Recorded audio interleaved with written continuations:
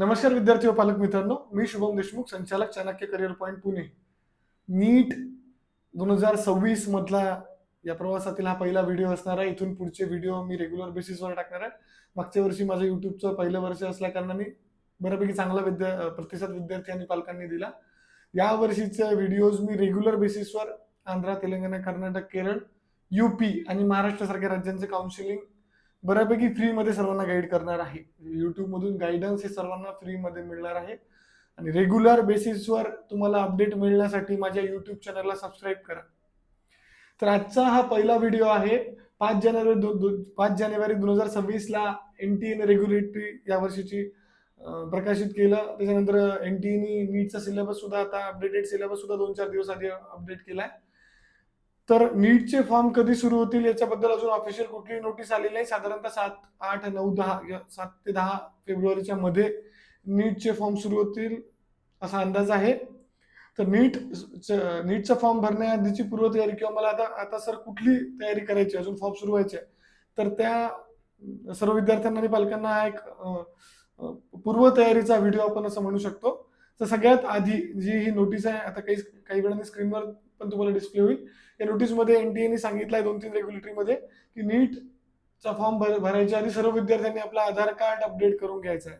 आधार card update करताना तुमचं नाव जे असेल, नाव हे 10वीच्या बोर्ड सर्टिफिकेटवर किंवा मार्कशीटवर जसं नाव आहे त्याच स्पेलिंगमध्ये नाव असायला पाहिजे. उदाहरणार्थ, माझं नाव शुभम देशमुख आहे, आधार कार्डवर माझं नाव शुभम सदानंद देशमुख आहे, तेच माझं नाव 10वीच्या बोर्ड सर्टिफिकेटवर माझं नाव देशमुख शुभम सदानंद आहे. तर याचा सिक्वेन्स चालतो का असा, देशमुख शुभम सदानंद आणि शुभम सदानंद देशमुख? तर बिलकुल चालतो. शुभम सदानंद देशमुख आणि देशमुख शुभम सदानंद याच्यामध्ये स्पेलिंग मध्ये कुठलीही चूक नको. शुभमचं स्पेलिंग इथे जसं आहे 10वीच्या बोर्ड सर्टिफिकेटवर तसंच तुमचं आधार कार्डवर पाहिजे. सदानंदचं पण स्पेलिंग सेम, दोन्हीकडे सेम पाहिजे, आणि देशमुखचं पण स्पेलिंग सेम, हे दोन्हीकडे सेम पाहिजे.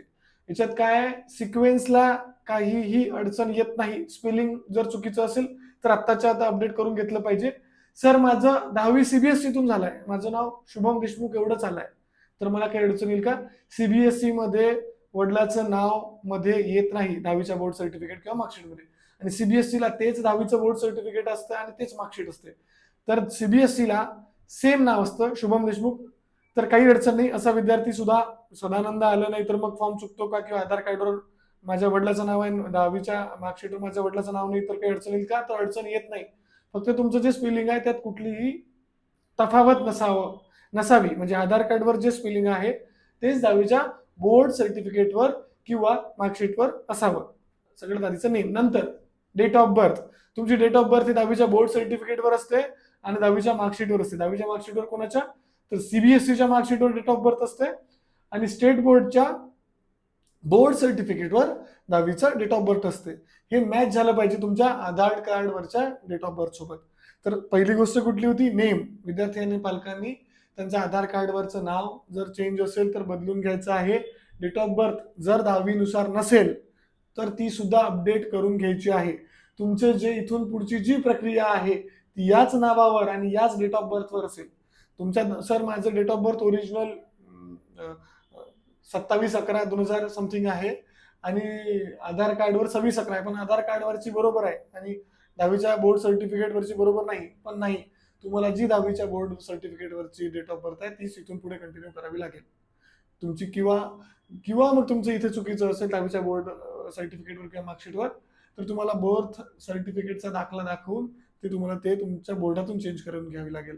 तर थोडक्यात एवढंच की ते जे डेट ऑफ बर्थ तुमच्या मार्कशीटवर किंवा तुमच्या बोर्ड सर्टिफिकेटवर असेल तीच इथून पुढे कंटिन्यू व्हायला पाहिजे. तर ते तुम्ही सेम ॲज इट इज आधार कार्डवर करून घेतली पाहिजे. त्यानंतर तुमचं जेंडर जर तुमचं चुकलं असेल, मेलच्या जागी फिमेल, फिमेलच्या जागी मेल झालं असेल, किंवा ट्रान्सजेंडरचं एखाद्या कोणाचं काही असेल तर ते आताच्या आता बदलून घेतलं पाहिजे. त्याच्यानंतर आधार कार्डवर फोटोग्राफ. बरेच विद्यार्थ्यांचा 3ऱ्या-4थ्या वर्गातला फोटो असतो, कोणाचा 7व्या-8व्या वर्गातला असतो, तर ते आता दिसताना नंतर जेव्हा तुम्ही एक्झामला जाता त्या फोटोमध्ये फार तफावत येते. तर फोटोग्राफ सुद्धा विद्यार्थी आणि पालकांनी आता लवकरात लवकर आधार सेंटरवर जाऊन अपडेट करून घेतला पाहिजे. जुनं आधार कार्डवरचा फोटो चालत नाही. त्याच्यानंतर ऍड्रेस. तुमचा जो अद्ययावत ऍड्रेस आहे, जिथे तुम्ही राहता किंवा जो तुमचा परमनंट ऍड्रेस आहे, तो तुमच्या आधार कार्डवर तुम्ही अपडेट करून घेतला पाहिजे. त्यानंतर बायोमेट्रिक इन्फॉर्मेशन, तुमचे जे हाताच्या बोटाचे जे ठसे आहेत ते सुद्धा गरज असल्यास अपडेट करून घेतले पाहिजे.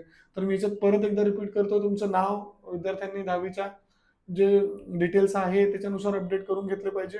डेट ऑफ बर्थ 10वीचे जे मार्कशीटचे डिटेल्स आहे त्याच्यानुसार डेट ऑफ बर्थ अपडेट करून घेतली पाहिजे. जेंडर जर चुकीचं असल्यास बदलून घेतलं पाहिजे. फोटोग्राफ विद्यार्थ्यांनी आपल्या आधार कार्डचा अपडेट करून घेतला पाहिजे. ऍड्रेस अपडेट करून घेतला पाहिजे आणि गरज असल्यास बायोमेट्रिक अपडेट करून घेतलं पाहिजे. त्याच्यानंतर सगळ्यात महत्वाचं UIDI म्हणजे काय, UDID सॉरी, तर PWD category, person with disability, जो 5% कोटा आहे, अशा सर्व विद्यार्थ्यांनी आपलं UDID कार्ड हे बनवून घ्यायचं आहे. ज्यांचं जुनं असेल त्यांनी अपडेट करून घ्यायचं आहे.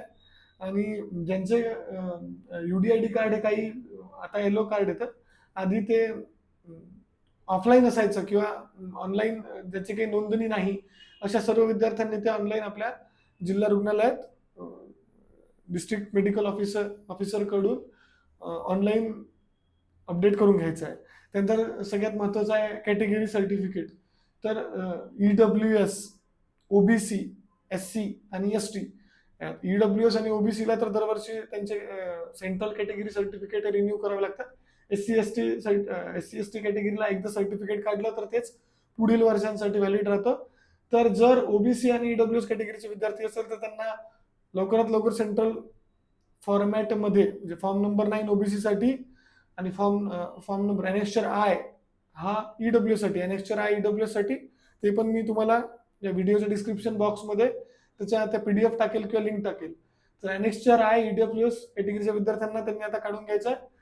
सेम सर्टिफिकेट त्यांना 31 मार्च किंवा 1 एप्रिल नंतर परत काढावं लागेल. OBC आणि EWS साठी जे सर्टिफिकेट आता निघेल त्याची एक्सपायरी 31 मार्चला असेल. फायनान्शियल इयर मध्येच त्यांचा एक्सपायरी ठरते. जनरली 1 एप्रिल पासून तर 31 मार्च पर्यंत त्याची एक्सपायरी असते. तर सर्व विद्यार्थ्यांना ज्या या EWS आणि OBC कॅटेगरीचा बेनिफिट घ्यायचे असतील तर नीट फॉर्म भरती वेळी तुम्हाला ते अपलोड करावे लागतात डॉक्युमेंट. तर आता सेंट्रल फॉर्मॅटमध्ये सर्टिफिकेट काढून घेणं महत्वाचं आहे. आणि SC ST कॅटेगरीच्या विद्यार्थ्यांनी जुनं काढलेलं असेल तरी चालेल.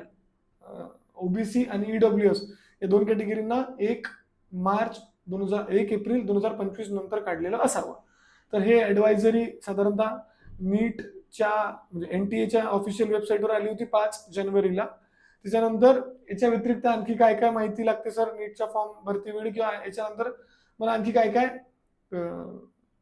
माहिती संकलित करून ठेवायची आहे किंवा काय अपलोड करायचं किंवा फॉर्म मध्ये काय माहिती भरायची आहे? तर सर्वात आधी पासपोर्ट साईज फोटोग्राफ लागतात. व्हाईट बॅकग्राऊंड असणारे पासपोर्ट साईज फोटोग्राफ 15-16 विद्यार्थ्यांनी काढून ठेवायचे.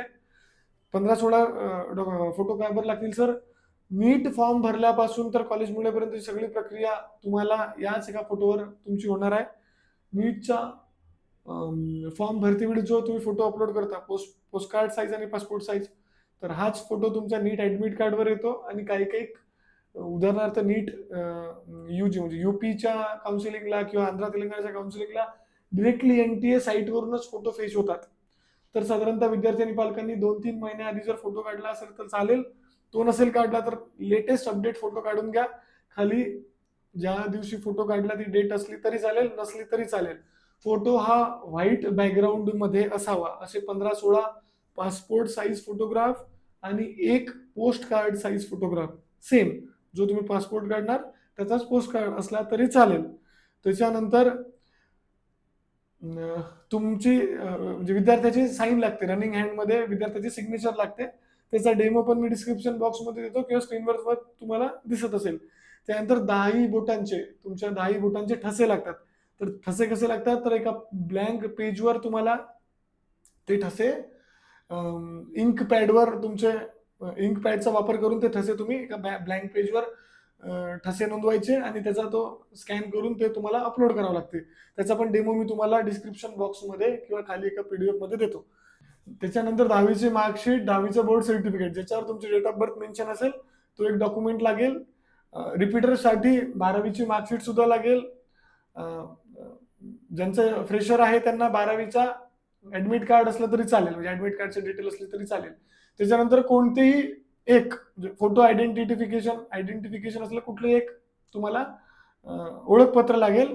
तर आधार कार्ड, पॅन कार्ड, 12वीचे ऍडमिट कार्ड किंवा बँक पासबुक असे 4 डॉक्युमेंट आहेत. ऍड्रेस प्रूफ म्हणून तुम्ही आधार कार्ड वापरू शकता आणि सेंट्रल फॉर्मॅटमध्ये कॅटेगरी सर्टिफिकेट, एवढे सगळे डॉक्युमेंट तुम्हाला नीटचे फॉर्म भरती वेळी लागतील. तर एक 20-30 सेकंदामध्ये आपण रिपीट करू.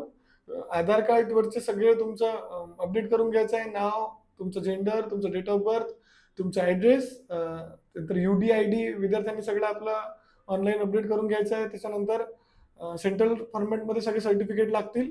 त्यानंतर कुठलंही एक फोटो आयडेंटिटी पाहिजे. त्यानंतर 10वीचं बोर्ड सर्टिफिकेट, 10वीचं मार्कशीट, तुमचे 10 बोटांचे ठसे, postcard size photo, passport size photo, ही सगळी माहिती तुम्हाला नीटच्या फॉर्मच्या आधी सगळी संकलित करून ठेवायची आहे. आणि काही अडचण असल्यास तुम्ही चाणक्य करिअर पॉईंटच्या हेल्पलाईन नंबरला संपर्क करू शकता. अशीच माहिती मिळत राहण्यासाठी चाणक्य करिअर पॉईंटच्या YouTube चॅनलला संपर्क करा. धन्यवाद.